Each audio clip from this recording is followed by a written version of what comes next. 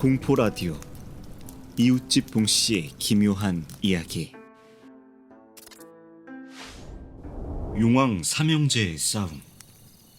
오늘은 커다란 뱀을 닮은 모습에 양쪽에 사슴의 뿔을 달고 있으며 4개의 발과 5개의 발톱을 지닌 채 하늘을 마음대로 날아다니고 비와 바람을 부리는 전설 속 짐승인 용에 대해서 이야기해볼까 합니다.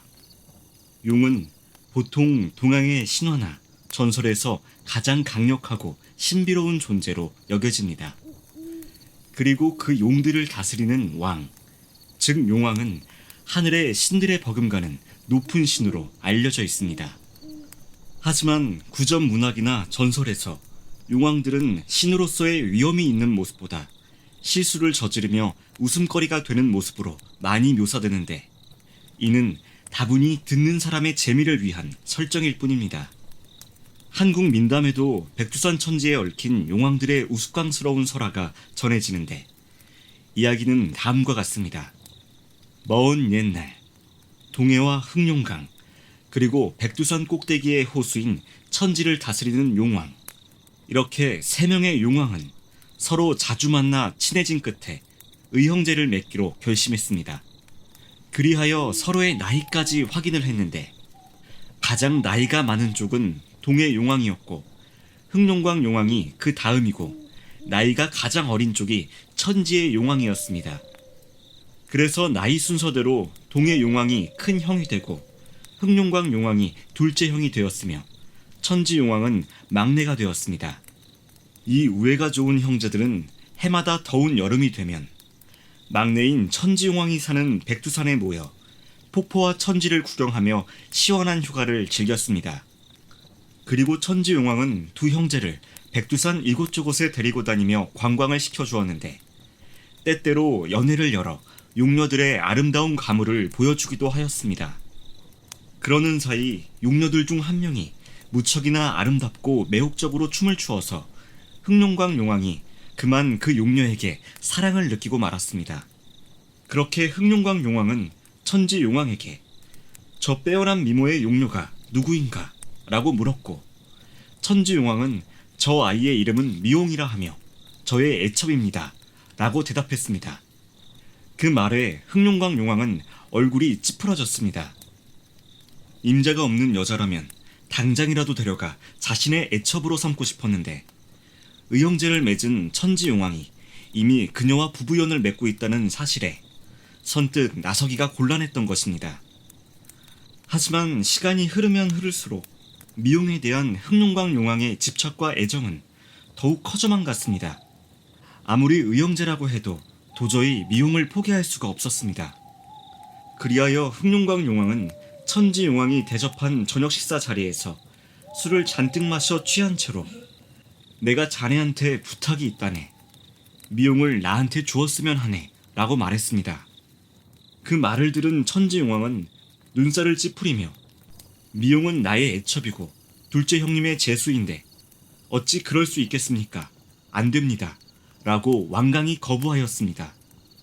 그러나 미용에게 흠뻑 빠져버린 흑룡광 용왕은 우리가 친형제도 아니고 의형제인데 안 될 게 뭐가 있겠나 라며 고집을 피웠습니다. 자칫 두 용왕 간의 감정이 틀어져 큰 싸움으로 이어질까 한참을 지켜보고 있던 동해 용왕이 급히 나섰습니다. 이복의 흑룡광하오, 미홍은 이미 천지 용왕의 애첩인데 어떻게 자네가 달라고 할 수 있는가? 라고 말렸습니다. 그렇게 동해 용왕의 위세에 눌려 상황이 종결되었습니다. 다음날 아침 동해 용왕과 흑룡광 용왕은 천지 용왕의 배웅을 받으며 백두산을 떠났습니다. 하지만 흑룡광 용왕은 여전히 미용에 대한 열망을 버리지 못했습니다. 그렇게 해가 바뀌고 6월 보름날이 되자 동해 용왕과 흑룡광 용왕은 다시 한번 백두산을 방문했습니다. 삼형제는 온천에서 목욕을 즐기며 나른한 기분이 들어 잠에 빠졌는데, 이때 흑룡광 용왕은 두 형제가 잠을 자는 틈을 노려 자리에서 일어나 어디론가 향했습니다. 잠시 후 폭포 쪽에서 한 여자의 비명소리가 들려와 깜짝 놀란 동해 용왕과 천지 용왕이 잠에서 깨어났습니다. 천지 용왕이 비명소리가 들린 곳으로 서둘러 달려가 보니 흑룡광 용왕이 미용의 옷을 강제로 벗기려 하자 미용이 이빨로 흑룡광 용왕을 물어뜯으며 저항하던 중이었습니다. 분노가 치민 천지 용왕은 칼을 들고 흑룡광 용왕을 내리쳤습니다. 이때 흑룡광 용왕도 재빨리 피하면서 자신도 칼을 뽑아들고 천지 용왕에게 휘두르며 싸웠습니다. 둘은 치열하게 칼싸움을 벌였는데 그때 동해 용왕이 황급히 달려와 둘째야, 네가 잘못을 저질렀으니 어서 막내에게 사과를 해라 라고 야단을 쳤습니다. 동해 용왕의 위세에 눌린 흑룡광 용왕은 대충 사과를 하며 자리를 떠났지만 다음 해에도 백두산을 찾아와서 똑같이 미용을 겁탈하려 했습니다. 그리하여 화가 잔뜩 난 동해 용왕은 천지 용왕과 함께 흑룡광 용왕을 상대로 큰 싸움을 벌였습니다. 동해 용왕은 흑룡광 용왕을 향해 뜨거운 물을 퍼부었고 이에 질세라 흑룡광 용왕은 차가운 우박을 일으켜 맞섰으며 천지 용왕은 번개와 바람으로 흑룡광 용왕을 공격했습니다. 결국 이 사건으로 용왕 삼형제의 사이는 완전히 파탄이 났으며 그렇게 삼형제의 싸움은 계속됐는데 그들의 다툼으로 인해서 오늘날까지 백두산 천지의 날씨는 천둥이 잦고 소나기가 자주 내리는 아주 불안전한 상태로 남아있게 되었다는 민담입니다. 이 이야기를 알고 난 뒤부터 짓궂은 날씨를 보게 되면 세 명의 용왕이 싸워서 자연재해가 생기는 것이 아닐까 하고 엉뚱한 생각을 할 것 같습니다. 오늘의 이야기는 여기까지입니다.